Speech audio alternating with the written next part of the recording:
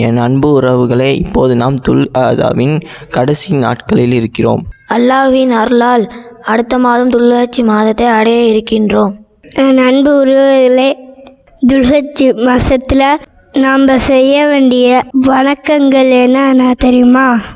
இஸ்லாத்தின் 5ஆம் பெரிய கடமையான ஹஜ்ஜு கடமையை நிறைவேற்றக்கூடிய மாதமாகும். ஹஜ்ஜி கடமை மட்டும் இல்லாமல் இன்னும் நிறையா வணக்கம் செய்கிறதுக்கு நபி ஸல்லல்லாஹு அலைஹி வஸல்லம் வழிகாட்டி இருக்காங்க. துல்ஹஜ் மாதம் 9ஆம் நாள் அரஃபா நோன்பு வைக்க வேண்டும். பெருநாள் தொழுகை முடிந்ததும் குர்பானி கொடுக்க வேண்டும்.